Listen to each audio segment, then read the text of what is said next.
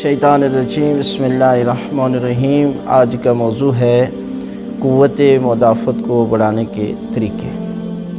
अल्लाह की ज़ात ने इंसान को दो चीज़ों का मरकब बनाया है, एक रूह है और दूसरा जिस्म है। रूह की भी अपनी ग़िज़ा है और जिस्म की भी अपनी ग़िज़ा है। जब दोनों को अपनी अपनी ग़िज़ा मिलेगी तो जिस्म भी सेहतमंद रहेगा और रूह भी सेहतमंद रहेगी, ताकतवर रहेगी। रूह की ग़िज़ा क्या है?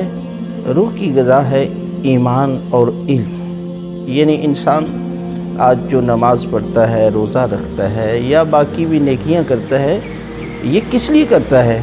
इसलिए कि उसका ईमान है उस ज़ात पर कि जिसको इस आँखों से नहीं देखा, लेकिन इसके बावजूद उसका अक़ीदा है कि परवरदिगार उसे देख रहा है, वो अल्लाह अकबर है, सबसे बड़ा है।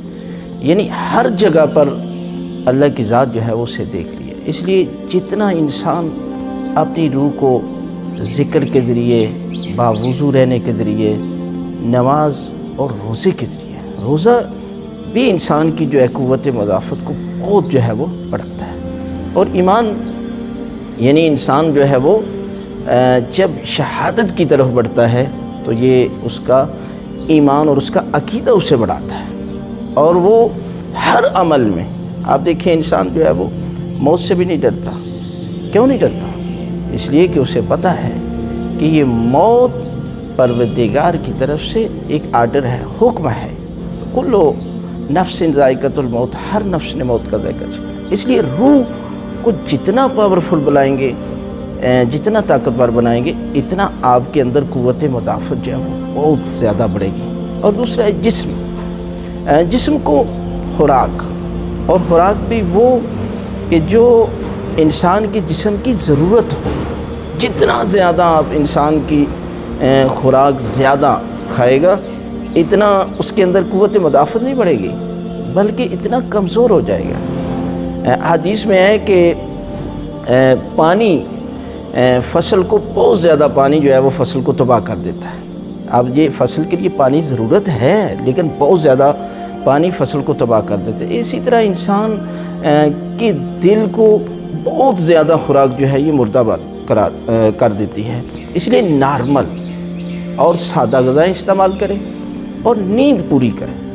यानी जिस्म की ज़रूरत नींद है, हम फितरत के ख़िलाफ़ अमल कर रहे हैं। इसलिए कि अल्लाह की ज़ात ने रात बनाई आराम के लिए, दिन बनाया माश के लिए।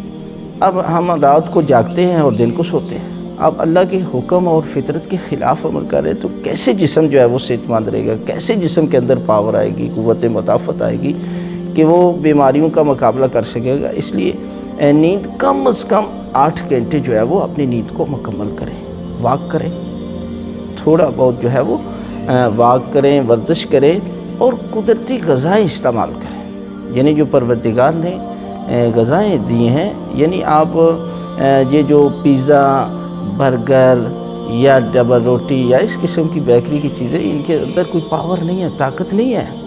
इसलिए कि आप जो ऐसी चीज़ें ग़िज़ाएँ जिस तरह फल हैं और इसके अलावा जो है वो सब्ज़ियाँ हैं, इनको ज़्यादा से ज़्यादा अपनी ज़िंदगी में शामिल करें।